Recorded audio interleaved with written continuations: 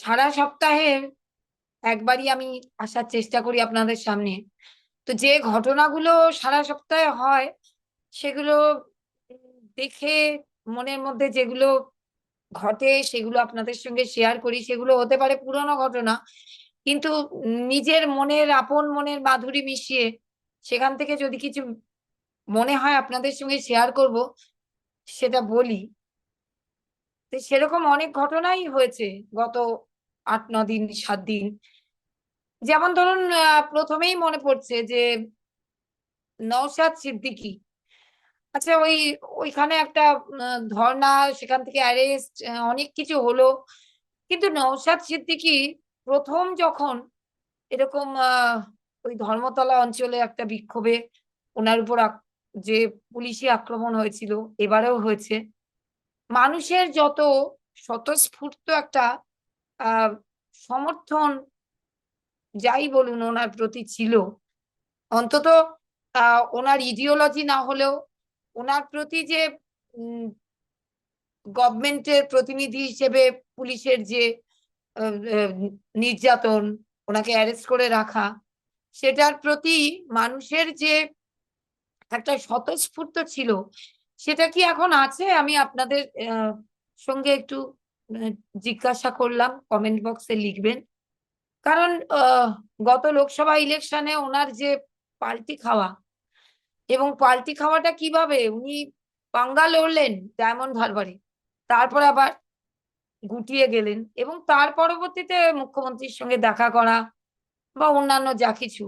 তো উনি এখন যতই মানে বিপ্লব করার মতন করে মানুষকে তাতান, যাই বলুন, বা ওনার নিজস্ব যে ভোট ব্যাংক, সেটা উনি করতেই পারেন, কিন্তু পলিটিক্যাল একজন নতুন যুবক আসলেন, জয় করলেন, এবং তারপরে ওনাকে যারা ভোট না দিয়েছিলেন তাদেরও, যাদের ওনার উপরে একটা বিশ্বাসযোগ্যতা জন্মেছিল, যে প্রকৃত তৃণমূল বিরোধিতা, সেটা কি এখনো আছে?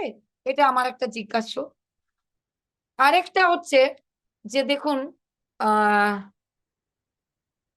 এই আহ, দুটো অ্যারেস্ট আমরা দেখেছি। একটা হচ্ছে হিন্দোল মজুমদার, আর একটা ওই শিক্ষক, ওই এসএসসির শিক্ষকদের মধ্যে একজনকে আটক করা হলো, আর একজনকে ওই বিক্ষোভের আগের দিন একটা অডিও ভাইরাল করে তাকেও অ্যারেস্ট করা হলো। কিন্তু সেই অডিও যে শুনিয়ে বিধাননগর পুলিশের কর্তা ব্যক্তি একজন যে সাংবাদিক বৈঠক করেছিলেন, এবং পরের দিন যখন ওনাকে বেল পাওয়া গেল কোর্ট থেকে, তখন ওনার যে সাংবাদিক বৈঠক, বলবো না সেটা নিজে থেকে ডাকেননি, সেটা সাংবাদিকদের ওনাকে ফেস করতে হয়েছে। সেটার যে বডি ল্যাঙ্গুয়েজ, অর্থাৎ দুটো দিন পর পর যে ওনার বডি ল্যাঙ্গুয়েজ, তাতে অনেকটা তফাৎ ছিল। অর্থাৎ প্রথম দিন উনি আহ যেভাবে অডিও শুনিয়ে একটা কৌশল নিয়েছিলেন যে মারাত্মক ভাবে পুলিশের উপর আক্রমণ হতে পারে বা কিছু হতে পারে, ভেস্তে দেওয়া গেল একজনকে আটক করে, একজনকে অ্যারেস্ট করে।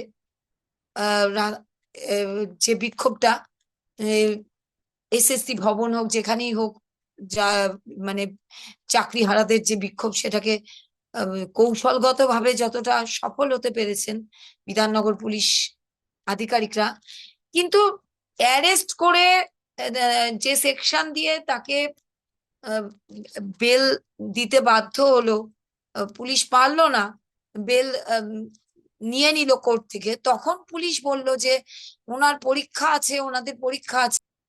তো সেই যে বডি ল্যাঙ্গুয়েজ, অর্থাৎ থ্যাংক ইউ বলে বেরিয়ে যেতে চাইছেন, বারবার এড়িয়ে যেতে চাইছেন যে কতক্ষণে আহ সাংবাদিকদের প্রশ্নগুলো বন্ধ হবে, উনি এড়িয়ে যেতে চাইছেন, বা বলছেন যে আগে অর্ডারটা দেখি, তারপর বলবো যে কেন এই সেকশন গুলো কাজে লাগলো না। সেকশন গুলো দেওয়া হলো, অথচ সেই ধারাগুলো কোর্টে প্রমাণ করতে পারলেন না। সেইগুলোকে পুলিশ খুব আত্মবিশ্বাসের সঙ্গে কিন্তু প্রেস কনফারেন্সে আমরা দেখতে পাইনি। এবং সেদিন কিন্তু কলকাতা পুলিশ পুলিশ এবং বিধাননগর পুলিশ মিলিয়ে 2 গোল খেয়েছে। অর্থাৎ সেদিনই হিন্দোল মজুমদারকেও ওই স্বাধীনতা দিবসের প্রাক্কালে অ্যারেস্ট করার পর, আফতাব আনসারির সঙ্গে তুলনা করার পর, এবং সেখানেও ওই সাইবার যে প্রমাণ, সেটা ঠিক মতন না দেওয়ার জন্য সেখানেও কিন্তু ক্যালকাটা পুলিশের যতটা তৎপরতা ছিল, স্পেন ফেরত একজন গবেষককে অ্যারেস্ট করা, বাড়িতে না যেতে দিয়ে একেবারে লুকআউট নোটিশ, দিল্লি থেকে অ্যারেস্ট, সেখান থেকে হ্যান্ড ওভার, তারপরে কিন্তু বেলুনটা ফুস হয়ে গেল। অর্থাৎ আহ পুলিশ যেভাবে ধারা সাজায় সেভাবে কেন পারে না?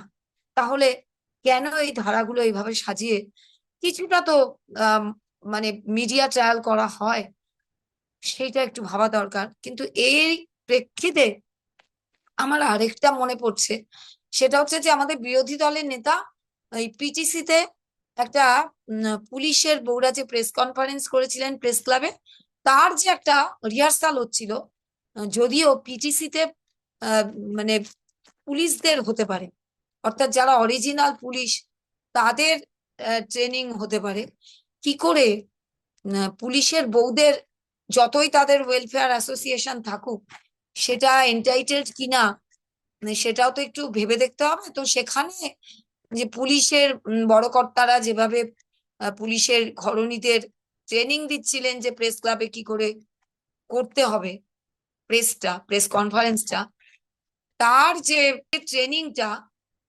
সেইটার যে অডিও ভিডিও বিরোধী দলের নেতার কাছে কি করে এলো? হ্যাঁ, তার যে অডিও ভিডিও, অর্থাৎ যে রিহার্সালটা ওনারা দেওয়াচ্ছিলেন পুলিশ ঘরণীদের, তার অডিও ভিডিও কি করে পরবর্তী কালে বিরোধী দলের নেতা পাল্টা প্রেস কনফারেন্স করে দেখালেন।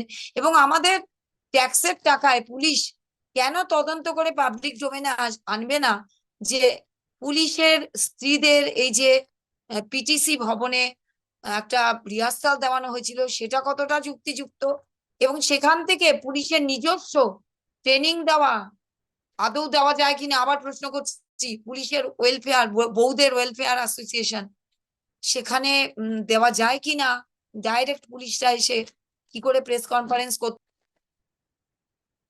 সেটা দেওয়া যায় কিনা, এই ব্যাপারটা কিন্তু পাবলিক ডোমেনে আনা কিন্তু পুলিশের পবিত্র কর্তব্য। যেমন অন্যান্য অডিও ভিডিও ভাইরাল হলে বা না হলে ওনারা নিয়ে আসেন, আমাদের দেখান, এটাও কিন্তু আমাদের অধিকার, যেহেতু আমাদের ট্যাক্সের টাকায় পুলিশদের মায়না হয়।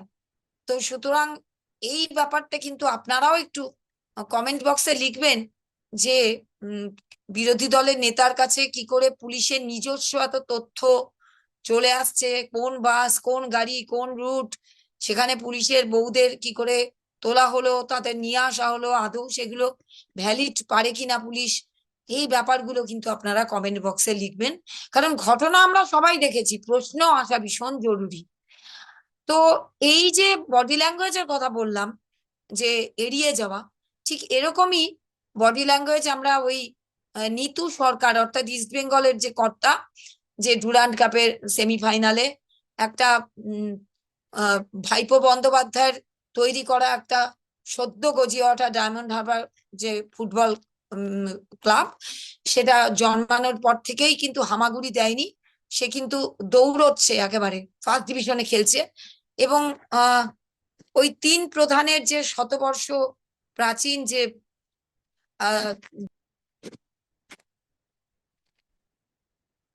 শতবর্ষ প্রাচীন দলগুলোর সঙ্গে কিন্তু জন্মেই খেলতে শুরু করেছে সেই দল।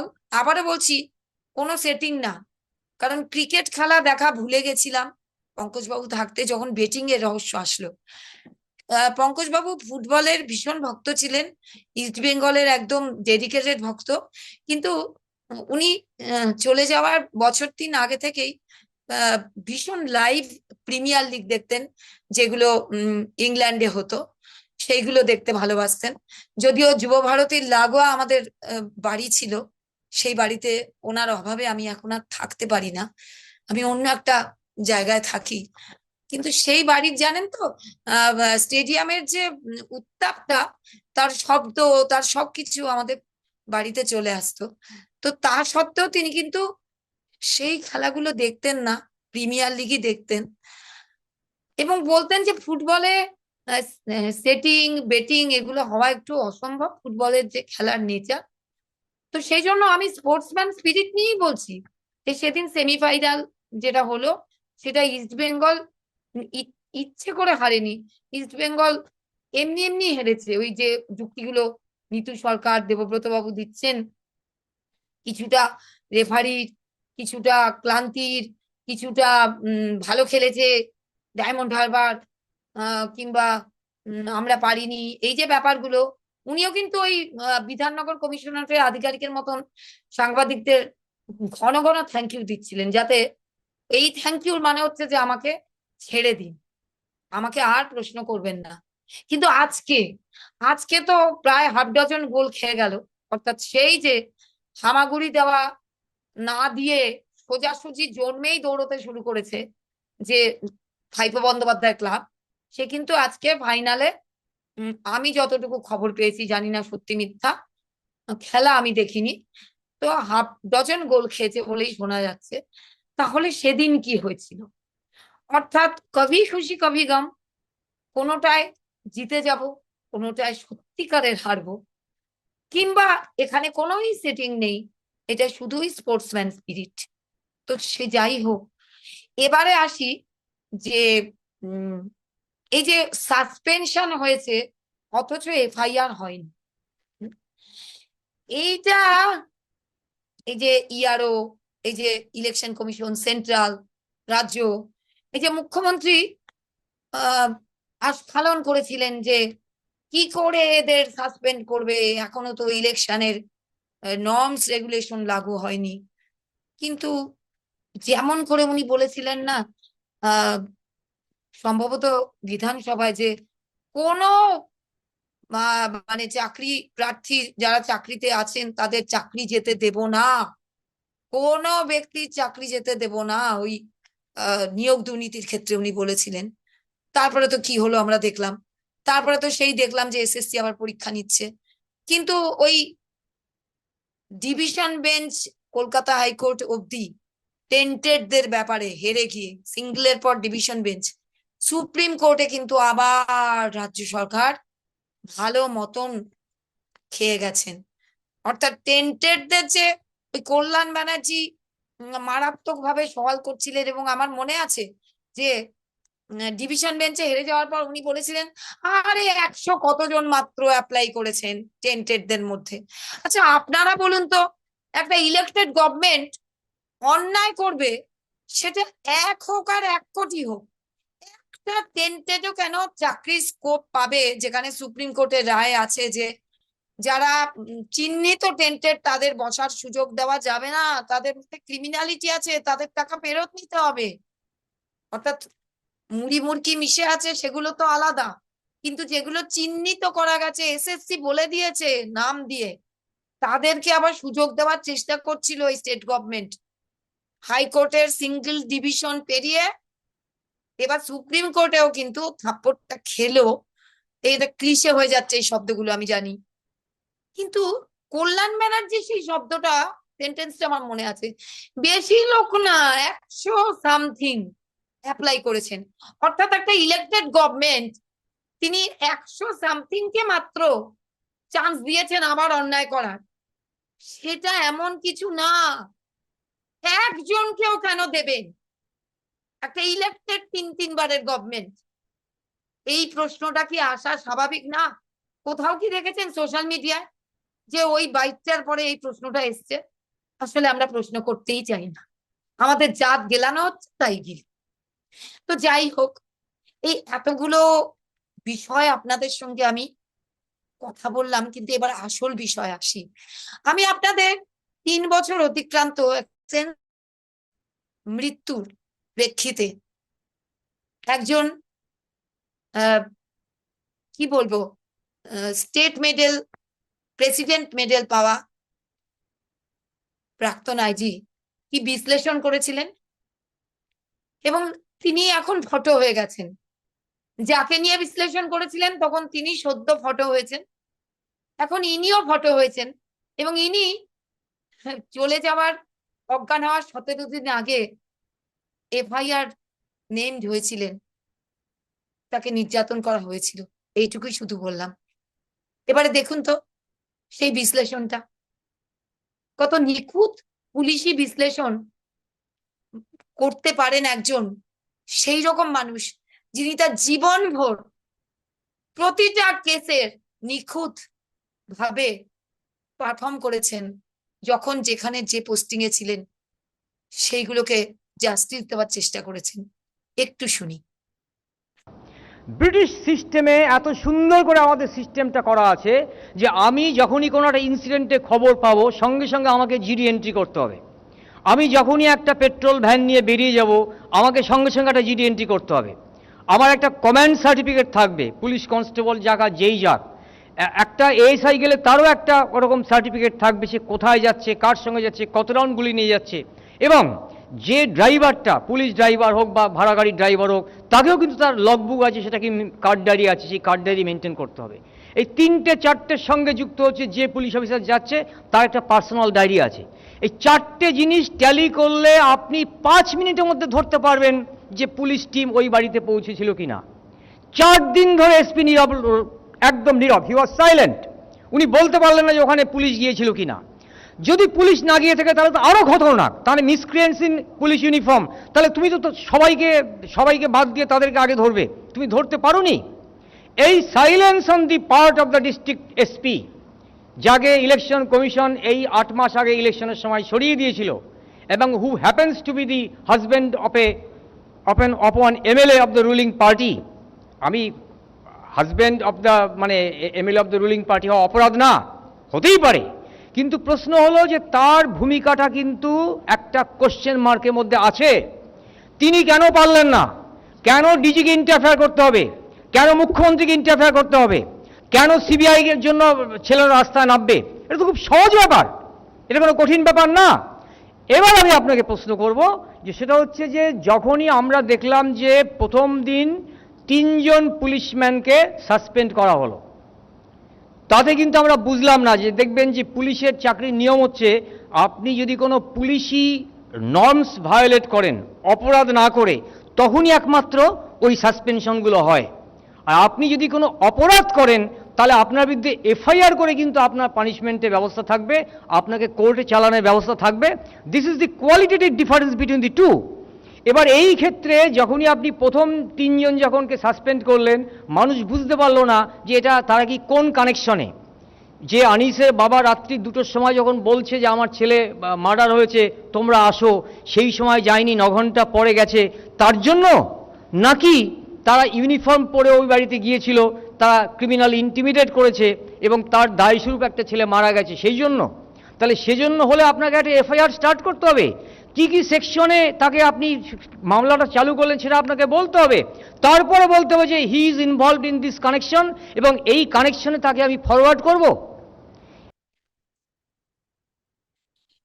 এই বিশ্লেষণ শোনার পর আবারও আসবো আমরা, কিন্তু যে কথাটা বললাম, যে বিশ্লেষণগুলোর মধ্যে আপনারা দেখতে পাবেন যে উনি এক জায়গায় একটা প্রশ্ন উনি উত্থাপন করে আবার গিলে নিয়েছে, সেটাকে আমি একটু খোলসা করতে চাই। সেটা হচ্ছে, দেখুন, একটা প্রসঙ্গ আসবে যে পুলিশের একজন বড় কর্তা তার সহধর্মিণী রুলিং পার্টির নমিনেশন পেয়ে এমএলএ হয়েছেন। এটা কোনো আইনি বাধা নেই, সংবিধানে বাধা নেই, কিন্তু আহ খুব প্রাইভেট কোম্পানিও দেখবেন খবরের কাগজে যখন কোনো একটা কন্টেস্ট পাবলিকের জন্য ছুড়ে দেন, তখন ডিসক্লেমার দেন যে এই হাউসের কোনো সদস্য এই কন্টেস্টে যোগদান করতে পারবেন না। স্বচ্ছতার জন্যই তো বলেন যে কোনোভাবে যদি আহ সুবিধা পেয়ে যান। তো ভাবমূর্তি একটা ব্যাপার। তো বিশাল বিপুল ভোটে 3 বারের যে নিরঙ্কুশ সংখ্যাগরিষ্ঠ একটা দল যখন সরকার গঠন করে, তখন কোনো ব্যাকগ্রাউন্ড নেই পলিটিক্যাল, যে জন্ম থেকেই ইনি পলিটিক্যালি মোটিভেটেড, ওনাদের দলের প্রতি হোক যেখানে হোক, সেরকম অন্য একটা স্পিয়ারের মানুষ, সেখানেও যে সে বিখ্যাত এমন কিছু না, ছোটখাটো কাজ করেন যতটুকু খবর পাই দেখি, সেরকম একজন মানুষ যার স্বামী উচ্চপদস্থ পুলিশ কর্তা, তার স্ত্রীকেই কেন নমিনেট করে জিতে আসেন বা জিতিয়ে আনা হয়, তাহলে তাদের ভাবমূর্তি কি হয় এবং কেন ভাবমূর্তি কি হয়, এখানে প্রশ্ন আসে যে পুলিশ এবং গভর্নমেন্ট, পুলিশ এবং রুলিং পার্টির নেক্সাস হলে বোধহয় অঘটনগুলোর দিকে সন্দেহ বেশি হয় মানুষের। সেরকম সন্দেহ ওই সোনারপুর দক্ষিণের এমএলএ এবং পুলিশের বড় কর্তার কোনো অঞ্চলে এসেছিল কিনা বা আসে কিনা, বা ইলেকশন কমিশনও তার মধ্যে কোনো গন্ধ পায় কিনা, বা কোনো ঘটনা ঘটে গেলে সেখানে সন্দেহ জাগে কিনা, সেখানে এরকম ধরনের দলের, শাসক দলের সাবধান, সচেতন, সতর্ক হওয়া উচিত কিনা অন্তত ভাবমূর্তির জন্য। আর যদি ভাবমূর্তির পরোয়া না করে কেউ যদি মানি পাওয়ার, মাসল পাওয়ারে বিশ্বাস করে এবং পুলিশি পাওয়ারে বিশ্বাস করে, তাহলে বোধহয় সেই সন্দেহ নিয়ে আমরা আরো আরো দেওয়ালে পিঠ চিকিয়ে দিই। এবার আরেকবার দেখুন। তাহলে প্রশ্ন হচ্ছে যে পুলিশের রোলটা কি? আমি দ্ব্যর্থহীন ভাষায় বলছি, আমি আগেও বলেছি যে এই জন্য সিট গঠনের প্রয়োজন নেই, এজন্য সিবিআই এর প্রয়োজন নেই। It is such an incident যেটা ট্যাকল করার জন্য, ইনভেস্টিগেট করার জন্য আমার একটা সাব ইন্সপেক্টর লেভেলের দক্ষ আইও ইজ এনাফ। এই জন্য সিআইডি লাগে না, সিবিআই লাগে না, সিট গঠন করতে লাগে না। এটা হচ্ছে একদম সেই মশা মারতে কামান দাগার মতো ঘটনা। একটা ঘটনা হচ্ছে যে একটা বাড়িতে গভীর রাতের পরে পুলিশের একটা দল এলো।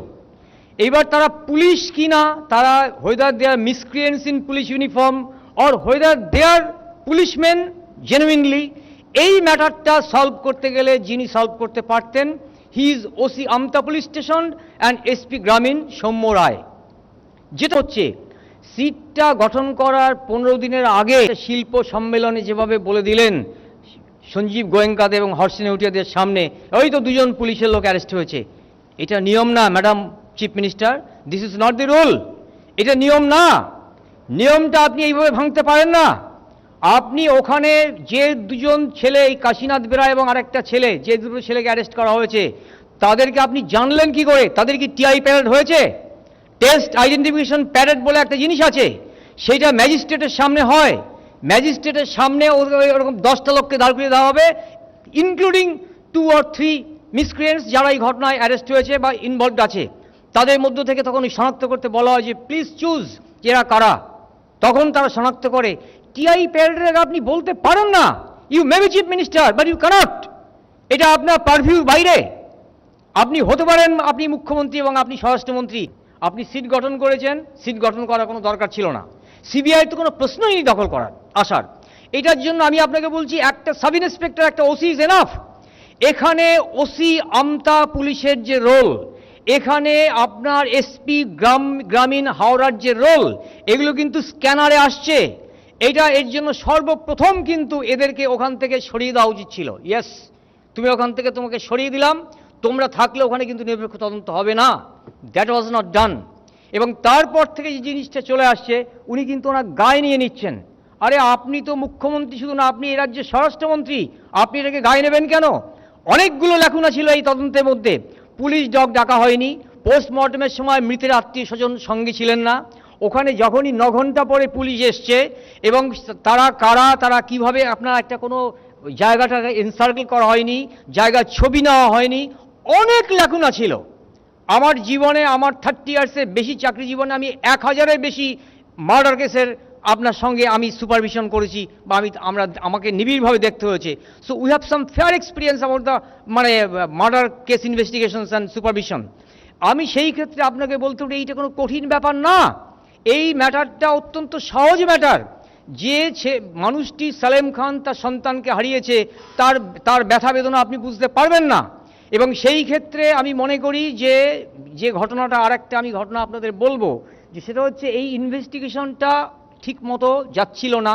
এখন একটা গতি আসার চেষ্টা করেছে, টিআই প্যারেড থেকে আরম্ভ করে সব জিনিসগুলো হবে।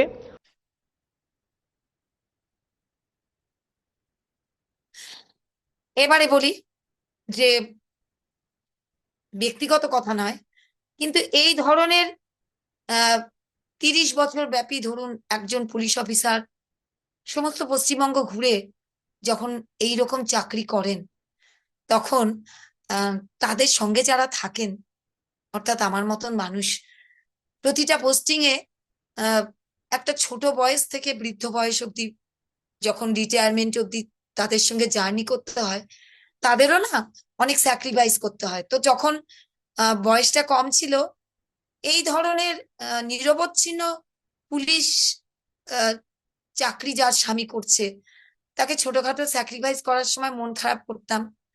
কিন্তু পরবর্তীকালে এই বিশ্লেষণ, বিশেষ করে এখন উনি উনি যখন নেই, এই বিশ্লেষণগুলো শুনে মনে হয় যে আমার এই স্যাক্রিফাইস গুলো, বা আমার মতন যারা আছেন তাদের এই স্যাক্রিফাইস গুলো বোধহয় সার্থক ছিল বলেই এনারা তাদের প্রফেশনে এতটা সফল হতে পেরেছেন আর মানুষকে সেবা করতে পেরেছেন। পুলিশ সার্ভিস চাকরি শুধু না।